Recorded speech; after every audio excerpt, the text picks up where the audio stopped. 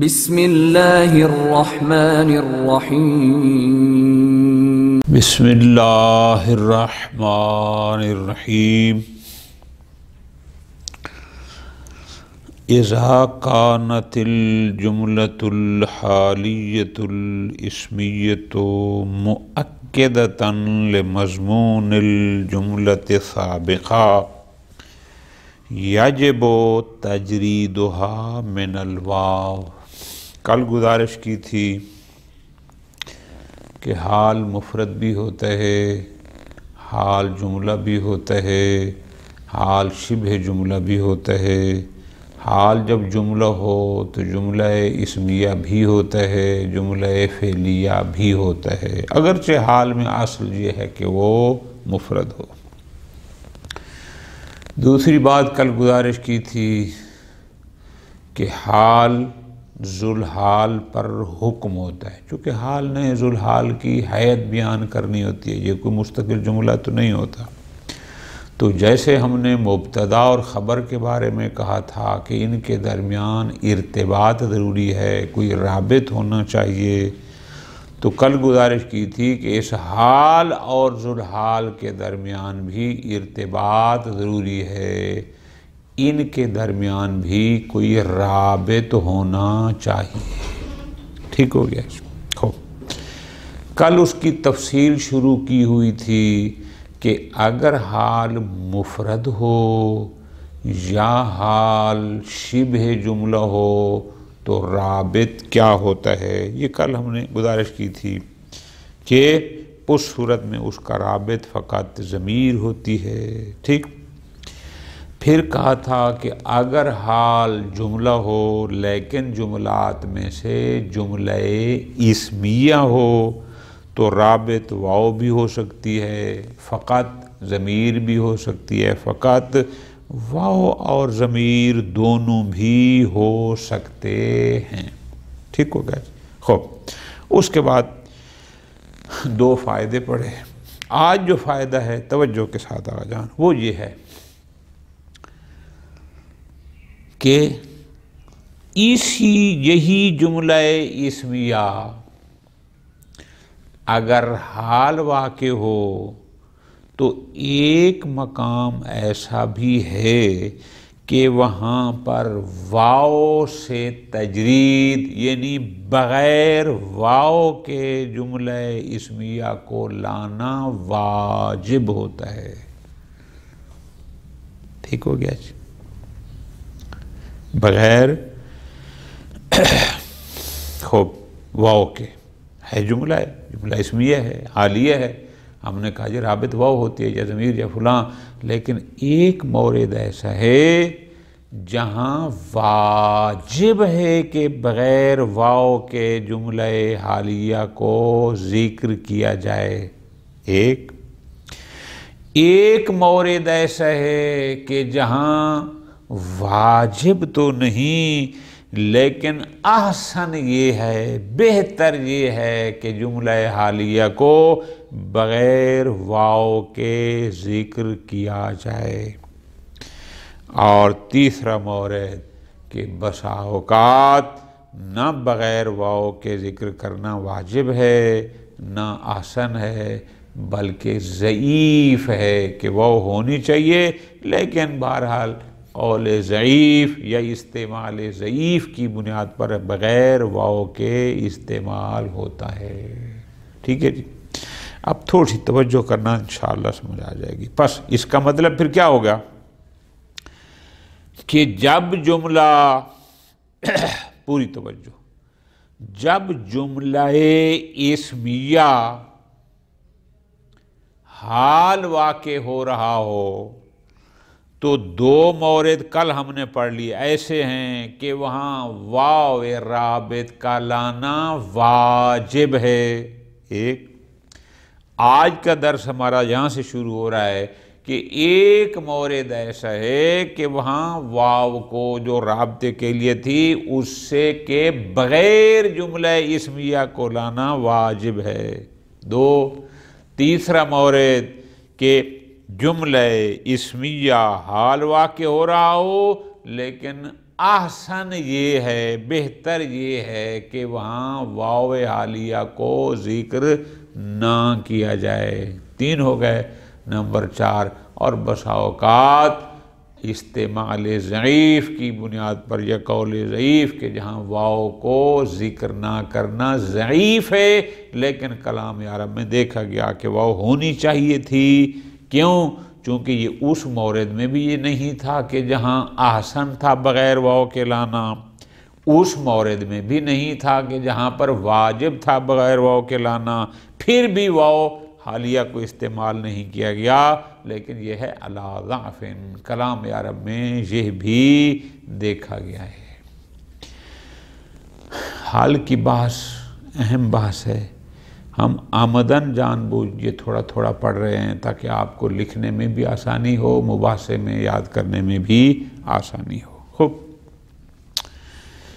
تیسرا فائدہ کس سے مربوط کہ اگر حال جملہ اسمیہ ہو تو کل ہم نے 2 پڑھا تھا کہ 2 مقامات پر تو واجب تھا، وہ جو اوپر اذا خلت من ضمیر اذا تصدرت بضمیر صاحبہ، وہاں پر واجب تھا کہ واو حال کو ضرور ذکر کیا جائے اور وہی رابط ہوگی۔ تیسرا فائدہ فرماتے ہیں اذا کانت الجملۃ الحالیۃ الاسمیہ، اگر جملہ اسمیہ حال واقع ہو رہا ہے لیکن مؤکدۃ لمضمون الجملۃ سابقہ، لیکن یہ اسی اپنے سے پہلے والے جملہ کے مضمون کی تاکید کر رہا ہے، اس سے ہٹ کر اس کا کوئی علیحدہ مضمون نہیں ہے، یعنی اس پہلے جملہ کا جو معنی مفہوم مضمون تھا یہ بھی اسی کی تاکید کر رہا ہے، اس سے علیحدہ کوئی چیز بیان نہیں کر رہا۔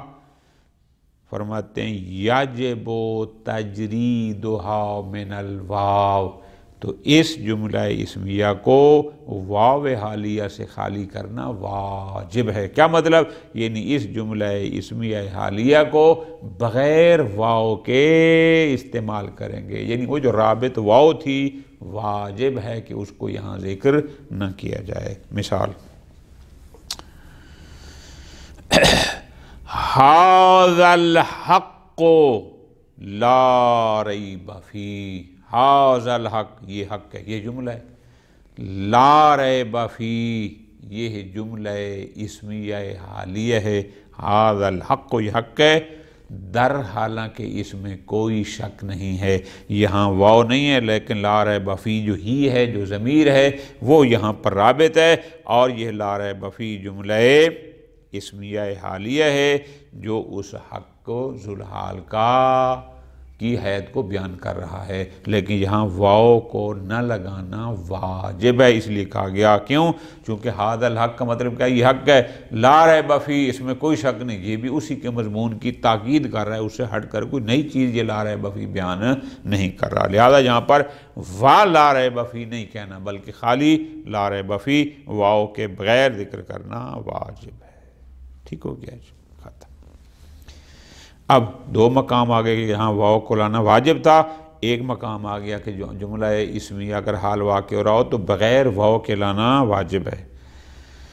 چوتھا فائدہ اذا وقعت جملۃ الحال الاسمیہ بعد حال مفرد، اگر جملہ اسمیہ حالیہ ایک حال مفرد کے بعد واقع ہو، یعنی پہلے ایک حال آیا وہ مفرد تھا اور یہ پھر اسی کا دوسرا حال ہے، لیکن یہ جملہ اسمیہ ہے، اس سے پہلے ایک حال مفرد واقع ہوا، یہ اس کے بعد یہ بھی جملہ حالیہ ہے لیکن یہ جملہ اسمیہ ہے جو حال مفرد کے بعد آیا۔ مثال دیں گے سمجھ آ جائے گی۔ یستحسن معہا ترک الواو، وہاں پر واو کو ذکر نہ کرنا احسن ہے، بہتر ہے، واجب کی بات نہیں ہے کہ ترک واجب ہے جیسے اوپر تھا، نہیں، احسن یہ ہے، بہتر یہ ہے کہ یہ جہاں پر واو ذکر نہ ہو. کیوں؟ طالباً للمشاکلہ، تاکہ وہ حال مفرد اور یہ جملہ حال ظاہری طور پر ایک جیسے ہوں. ٹھیک ہے جی، درمیان میں واو نہ ہو. مثال شاعر کا یہ شعر ہے، واللہ یبکیکا، اللہ تمہیں باقی رکھے، لنا ہمارے لیے، سالمن در حالانکہ تو سالم ہے. اب یہ سالمن حال مفرد ہے. برد کا تبجیل و تعظیم، بردا بردا یعنی لباس، در حالانکہ تیرا لباس ہمارے لیے تبجیل باعث افتخار اور باعث تعظیم ہے. اب بردا کا تبجیل و تعظیم یہ بھی جملہ اسمیہ حالیہ ہے جو واقع ہوا سالمن حال مفرد کے بعد، لیکن یہاں بغیر واو کے شاعر نے استعمال کیا. آسن یہ ہے کہ واو نہ ہو. واللہ یبکی کا اس میں ذوالحال تھا اور سالمن اس کا پہلا حال ہے، بردا کا فلاں یہ جملہ اسمیہ اس کا دوسرا حال ہے. لہذا یہ شاعر نے یہاں واو کا استعمال نہیں کیا. ایسے مقام پر واو کو ترک کرنا احسن ہے. ٹھیک ہو گیا جی. وفی غیر ھذا الموضع، یعنی جہاں واو کا ترک کرنا واجب نہ ہو، جہاں واو کا ترک کرنا احسن بھی نہ ہو، اس کے علاوہ یعنی ان دو مقامات کے علاوہ یجوز تجریدھا منہا، جملہ اسمیہ حالیہ کو بغیر واو کو یہ ذکر کرنا جائز تو ہے، لیکن علی ضعفین، استعمال ضعیف ہے. ٹھیک ہے جی، اس لیے کہ احسن بھی نہیں ہے، واجب بھی نہیں ہے، تو پھر باقی ضعیف بچتا ہے، لہذا ضعیف ہے. جیسے شاعر کا یہ قول ہے، کون سا؟ بکت عینی فما اجدا بکاہا علی زمن مضی لا خیر فیہ. بکت عینی، میری آنکھ روئی، فما اجدا بکاہا، اب اس کے رونے نے کوئی فائدہ نہیں دیا. ماجدہ یعنی کوئی فائدہ نہیں پہنچایا، اس کے رونے نے یہ نہیں پہنچاتا اس کا رونا اب کوئی فائدہ. کب؟ علی زمن، اس وقت پر، اس زمانے پر مضی جو گزر گیا، گزشتہ زمانے پر آنسو بہانا کوئی فائدہ نہیں دیتا. آگے فرماتے ہیں لا خیر فی ہے، یہ لا خیر فی جملہ اسمیہ حالیہ ہے اور یہ حال واقع ہو رہا ہے زمن کا یا مضی میں ہوا ضمیر کا، وہ بھی زمن کی طرف جا رہی ہے. اور یہاں پر ولا خیر فی واو کو ذکر نہیں کیا گیا ضعفان، لیکن اصل یہ لا خیر فی یہ جملہ ہے، در حالانکہ اس میں کوئی اچھائی نہیں ہے، کوئی خیر نہیں ہے. گزرے ہوئے زمانے پر جوانی گزر گئی، مطالعہ مباحثہ نہیں کیا، پڑھائی کوئی نہیں کی، جوانی ساری موبائلوں کی نظر ہو گئی. پھر 10-15 سال کے بعد کہنا کہ ہمیں مدرسے نے کیا دیا، ہمیں جناب حوضے نے کیا دیا. حوضہ دے رہا تھا، آپ لے نہیں رہے تھے. استاد پڑھا رہے تھے، آپ غیر حاضریاں کرتے تھے. استاد مطالعے مباحثے کے لیے آپ کو کہتے، آپ فیس بک اور یوٹیوب پہ اور پتہ نہیں کیا کیا مصروف رہتے. جوانی گزر گئی، وقت ضائع ہو گیا. جب اب فیلڈ میں آئے تو کچھ بھی نہیں آتا، اب آنسو بہانے کا کوئی فائدہ نہیں ہے. یہاں تک آقا جان بات تھی کہ اگر حال جملہ اسمیہ واقع ہو تو رابط حال اور ذوالحال کے درمیان کیا ہوتا ہے؟ واو ہوتی ہے، ضمیر ہوتی ہے، یا دونوں ہوتی ہیں. ٹھیک ہو گیا. اب اگلی بات شروع ہو رہی ہے کہ اگر کسی ذوالحال کا حال جملہ فعلیہ ہو، وہ تو جملہ اسمیہ کی بات تھی نا. اگر حال جملہ فعلیہ واقع ہو رہا ہو تو وہاں پر رابط کیا ہونا چاہیے؟ اگر حال جملہ فعلیہ ہو، چونکہ میں نے ابتدا میں گزارش کی تھی کل کے درس میں کہ حال میں اصل تو یہ ہے کہ مفرد ہو، لیکن وہ جملہ بھی واقع ہوتا ہے، شبہ جملہ بھی ہوتا ہے، پھر جملہ اسمیہ بھی ہوتا ہے، جملہ فعلیہ بھی ہوتا ہے۔ اب تین کی بات ہم نے کر لی کہ اگر حال مفرد ہو یا شبہ جملہ ہو تو رابط کیا ہے، اس کی بات گزر گئی۔ اگر حال جملہ اسمیہ ہو تو رابط کیا ہوگا، اس کی بات بھی گزر گئی۔ اب آ گیا چوتھا آپشن، کیا؟ اگر حال جملہ فعلیہ ہو تو پھر اس حال اور ذوالحال کے درمیان ارتباط کیسے دیں گے؟ اب رابط کیا ہوگا؟ ٹھیک ہو گیا جی؟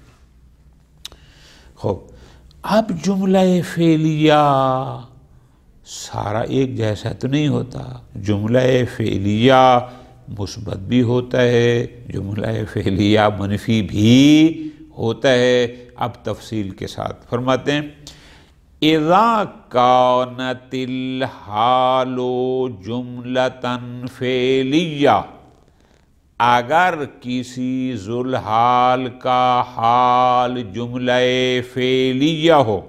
کیسا جملہ فعلیہ؟ فعلھا ماضٍ مثبت، اور اس میں جو فعل استعمال ہوا وہ فعل ماضی ہے اور ہے بھی مثبت، یعنی منفی نہیں ہے، اس پر کوئی حرف نفی داخل نہیں ہوا۔ حال جملہ فعلیہ ہے، استعمال ہونے والا فعل ماضی ہے اور ہے بھی مثبت، منفی نہیں ہے۔ اس کو اب کیسے مربوط کریں گے ذوالحال کے ساتھ؟ رابط کیا ہوگا؟ فرماتے ہیں ارتبطت بالواو والقد، یہاں حال اور ذوالحال کے درمیان واو اور قد لگا کر ان کا آپس میں ربط کریں گے۔ یہاں رابط واو اور قد یعنی یہ دونوں ہوں گے۔ جیسے جاء الرسول وقد اسرا، اب اسرا چونکہ ظاہر ہے یہ جملہ فعلیہ ہے، فعل با فاعل اور ماضی بھی ہے بھی مثبت، تو اس لیے اس سے پہلے وقد لگانا یہ اس کے لیے رابط ہے۔ جاء الرسول، پیغام رسان آیا، در حالانکہ وہ جلدی میں ہے۔ ٹھیک ہے جی؟ فرماتے ہیں وَذَلِكَ وَاجِبٌ، پوری توجہ، یعنی واو اور قد کو بطور رابط لانا واجب ہے اذا خلت من ضمیر صاحب الحال، اگر وہ جملہ حالیہ ذوالحال کی ضمیر سے خالی ہو، یعنی اس جملہ حالیہ میں کوئی ضمیر نہ ہو جو ذوالحال کی طرف پلٹ رہی ہو، یعنی اس فعل میں ضمیر نہ ہو۔ مثال سافر الرسول، پیغام رساں نے سفر کیا، وقد طلع الفجر، در حالانکہ صبح نے طلوع کیا۔ اب یہاں طلع فعل ہے لیکن اس میں ہوا کی ضمیر نہیں ہے، کیوں؟ اس لیے کہ اس کا فاعل الفجر ظاہر موجود ہے، تو جب فعل ظاہر ہو تو فعل میں ضمیر پھر نہیں ہوتی، لہٰذا ایسے مقام پر وقد لگانا، رابط لگانا واجب ہے۔ ٹھیک ہو گیا جی؟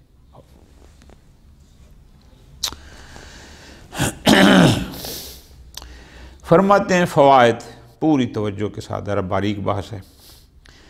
قد تجرد الجملۃ الحالیۃ المصدرۃ بفعل ماض مثبت من قد ملفوظۃ فتنوی مقدرۃ۔ پوری توجہ، ہم نے کہا کہ اگر جملہ فعلیہ فعل ماضی مثبت پر مشتمل ہو تو وہاں پر واو اور قد کے ذریعے ذوالحال سے رابطہ کرایا جائے گا۔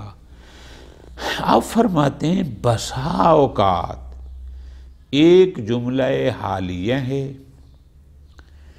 وہ جملہ حالیہ اس فعل ماضی مثبت سے شروع ہوا، لیکن اس کے باوجود بھی لفظاً اس میں قد نہیں ہوتا، بلکہ نیت میں ہوتا ہے، مقدر ہوتا ہے، فرض کرتے ہیں۔ اور جب قد نہیں ہوتا تو اس کی وجہ سے پھر ہم ساتھ واو کو بھی ذکر نہیں کرتے۔ کیوں؟ اگر واو کو ذکر کیا تو احتمال ہو جائے گا کہ شاید یہ واو واو عاطف ہے، یہ وہ والی واو نہیں جو قد کے ساتھ آتی ہے۔ ٹھیک ہو گیا جی؟ آگے شاہد موجود ہے، فرماتے ہیں قد تجرد الجملۃ الحالیہ، بسا اوقات جملہ حالیہ یعنی جملہ فعلیہ حالیہ، المصدرہ کہ جو شروع ہوتا ہے، یعنی جس کے ابتدا میں جو فعل ہے وہ فعل ماضی مثبت ہے، تو وہ جملہ فعلیہ کس سے خالی ہے؟ وہ خالی ہوتا ہے من قد، قد سے، یعنی اس کے ساتھ قد نہیں ہوتا، ملفوظتاً اے لفظاً، یعنی لفظاً قد ذکر نہیں ہوتا، بلکہ فتن و مقدرتاً، بلکہ اس کے مقدراً قصد کیا جاتا ہے، وہ قصد میں ہوتا ہے، نیت میں ہوتا ہے، لیکن لفظاً ذکر نہیں ہوتا۔ ٹھیک، اب جب وہ لفظاً قد نہیں ہوتا، حینئذ تجرد من الواو، تو اس وقت اس جملہ کو یا تو جرد و مجھول پڑھیں گے تو واو سے بھی خالی کیا جاتا ہے، یعنی کیا مطلب؟ پھر واو بھی ذکر نہیں کی جاتی۔ کیوں؟ لِأَلَّا تَبْسَا بِالْعَاطِفَةِ، تاکہ پڑھنے والے کو یہ اشتباہ نہ ہو جائے کہ وہ یہ سمجھ بیٹھے کہ یہ واو واو عاطف ہے، حالانکہ وہ واو تو وہ تھی جو قد کے ساتھ آتی ہے، لیکن اشتباہ ہو سکتا ہے عاطفہ ہونے کا، اس لیے پھر واو کو بھی ذکر نہیں کیا جاتا۔ ہو کوئی شاہد یہ ہے کقول الشاعر، شاعر کہتے ہیں وَإِنِّي لَتَعْرُونِي لِذِكْرِكَ حَزَّةً، وَإِنِّي لَتَعْرُونِي لِذِكْرَاكَ حَزَّةً۔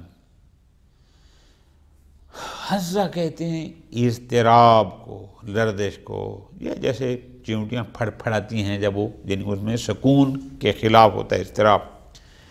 مجھے تیرے ذکر سے لتعرونی، مجھے عارض ہو جاتا ہے، مجھے لائق ضاحک ہو جاتا ہے، حزتن یعنی اضطراب، لرزش، کپ کپی، یعنی اس طرح کر کے مجھے کب؟ تیرے ذکر سے۔ اچھا، کمن تقض العصفور، جیسے چڑیا مضطرب ہوتی ہے یا پھڑ پھڑاتی ہے، کب؟ بللہ القطر، کہ جس کو گیلا کیا ہوتا ہے بارش نے۔ اب یہاں پر وَقَدْ بَلَّلَهُ، اب آپ یہاں پر دیکھو، یہاں اصل میں تھا وَقَدْ بَلَّلَهُ، قد نیت میں ہے تو اس کی وجہ سے پھر چونکہ لفظاً ذکر نہیں کیا شاعر نے، اس کی وجہ سے ہمیں واو کو بھی یہاں سے ذکر ہٹانا پڑا، اس لیے تاکہ مخاطب یہ نہ سمجھے جیسے سننے والا کہ یہ واو عاطف ہے۔ پس بللہ القاطر، یہ جملہ فعلیہ حالیہ ہے، عصفور اس کا ذوالحال ہے، لیکن عصفور اور بللہ جملہ کے درمیان قد نیت میں ہے، مقدر ہے، لیکن لفظاً ذکر نہیں ہے۔ چونکہ وہ لفظاً ذکر نہیں، اس کی وجہ سے واو کو بھی ذکر نہیں کیا۔ ٹھیک ہے جی، یعنی اصل جملہ تھا وَقَدْ بَلَّلَهُ الْقَطْرُ۔ ٹھیک، آگے فرماتے ہیں وَنَادَرَ ذِكْرُ قَدْ بِدُونِ الْوَاوِ، بطور شاذ، بطور نادر بسا اوقات کلام عرب میں ہم نے دیکھا، لیکن بہت کم، کہ قد کو ذکر تو کرتے ہیں، قد کو ذکر کرتے ہیں، لیکن واو کو اس کے ساتھ ذکر نہیں کرتے، لیکن یہ بہت ہی نادر، شاذ ہے۔ مثال شاعر کا یہ شعر ہے، کیا؟ وقفت بربع الدار، یہاں 2-3 لفظ ہیں، ذرا ان کے معنی لکھ لیں۔ رب کہتے ہیں وسط کو، درمیان کو، سنٹر کو۔ ساریات، ساریات جمع ہے ساریہ کی، یعنی رات کی بارش۔ حواتل یعنی تیز، تند۔ معارف نشانیاں، بلا یعنی اس کی کہنگی، یعنی اس کا پرانا ہونا، خستہ حال ہونا۔ اب ذرا غور کرو۔ وقفت بربع الدار، میں گھر کے وسط میں، درمیان میں کھڑا ہوا۔